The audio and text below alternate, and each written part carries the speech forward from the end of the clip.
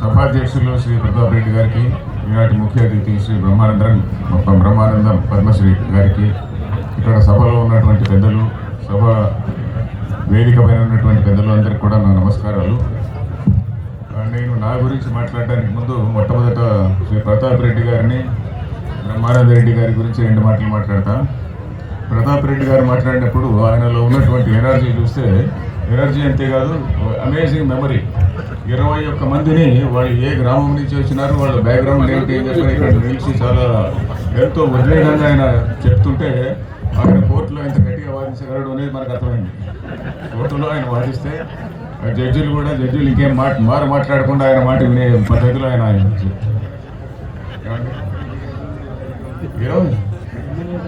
అదే 21 మంది బ్యాక్గ్రౌండ్ అంతా కూడా చెప్పారండి ఆయన. అంటే కేసు మాట్లాడేటప్పుడు 21 పాయింట్లు ఉన్నాయనుకోండి, ఒక్క పాయింట్ కూడా మర్చిపోకుండా ఆయన అంత గట్టిగా వాదించేటువంటి ప్రతిభ ఉన్నటువంటి అంత వ్యక్తి. ఆయన విధంగా ఇక్కడ ఆణిముత్యం మొట్టమొదటిగా తీసుకోవడానికి గడపడనమాట.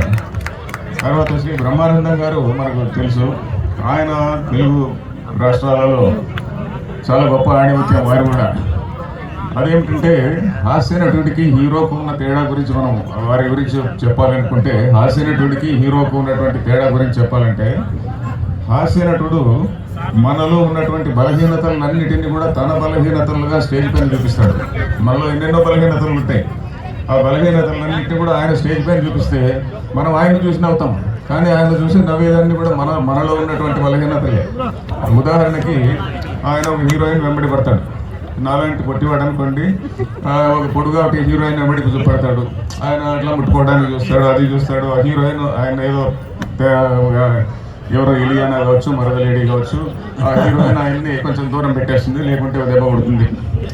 అది యాక్చువల్లీ మనందరిలో ఉన్నటువంటి వీక్నెస్. అది మనలో ఉన్నటువంటి వీక్నెస్ని ఆయన తన వీక్నెస్ మీద చూపిస్తాడు. దట్ ఈస్ వాట్ ఈస్ హాస్యనటుడు. లేకుంటే మనకు ఏదో పెద్ద బలం ఉందని మనం అనుకుంటాం, కొట్టు ఉంటాం. ఏదో సినిమాలో చూశాను ఆయన్ని కొట్టు అంటుంటాడు.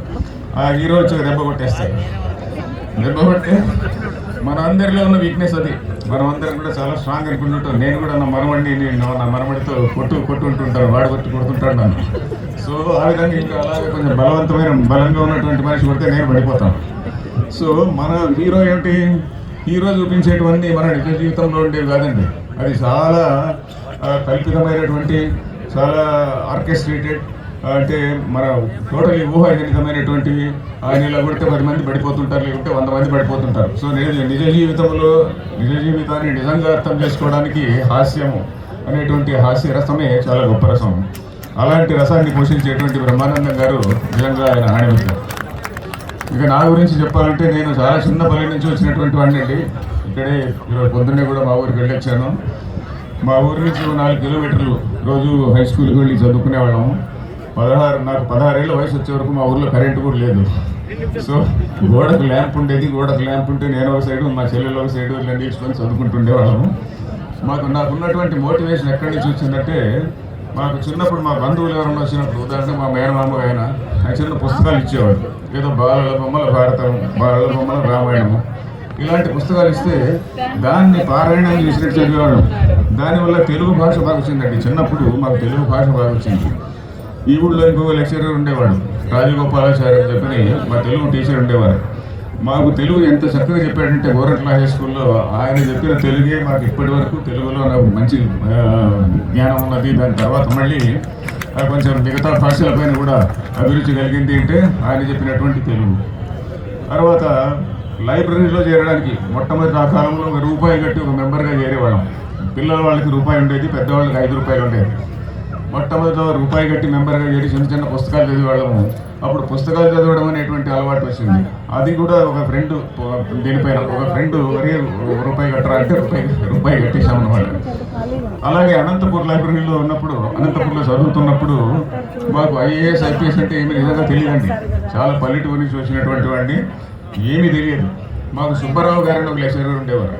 ఆ సుబ్బారావు గారు, చిరుమామిళ్ళ సుబ్బారావు గారు, ఆయన నేను రవీంద్రరావు UPSC రాయవయ్యా అంటే అది ఏమిటో, UPSC అంటే ఏమిటో తెలియదు.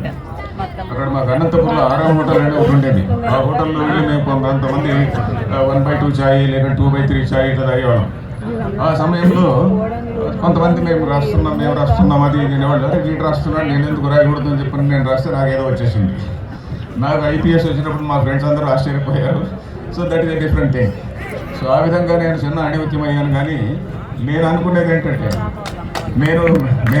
ఏంటంటే మనకు నిజంగా అప్పుడప్పుడు చిన్న మోటివేషన్ చేసేటువంటి వాళ్ళు కావాలండి జీవితంలో. కరెక్ట్ టైంలో కరెక్ట్ మోటివేషన్ చేసేటువంటి వాళ్ళు కావాలి.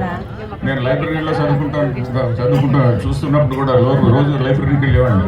యూపీఎస్సీ ప్రిపేర్ కావడానికి నేను ఎక్కడ పోలేదు.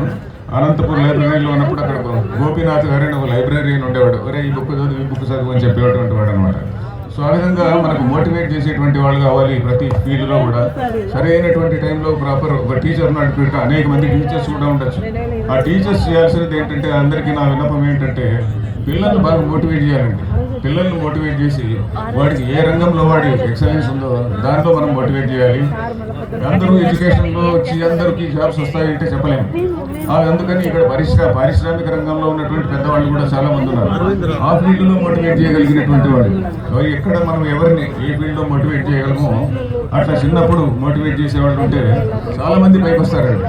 ఇప్పుడు చూసాను మొట్టమొదటి నేను ప్రతాప్ రెడ్డి గారు మాట్లాడుతూ సముద్ర గర్భంలో ఉంటాయి మాణిక్యాలు అన్నాడు. అదే కవి కూడా అన్నాడు, సముద్ర గర్భంలో ఎన్నో మాణిక్యాలు ఉంటాయి కానీ దాని ప్రపంచానికి తెలియదు. అలాగే అడవిలో ఎన్నో పూలు పూస్తుంటాయి కానీ వాటి యొక్క సువాసన ప్రజలందరికీ తెలియదు అని చెప్పని ఒక కవి అంటాడు. సో ఆ విధంగా ఇక్కడ మనకు తెలియనటువంటి ఆణిముత్యాలు ఎంతో మంది ఉంటారు. వాళ్ళందరినీ బయటకు తీసుకురావాల్సినటువంటి బాధ్యత, ఆ ఆపర్చునిటీ మన మోటివేటర్స్ ఉంది.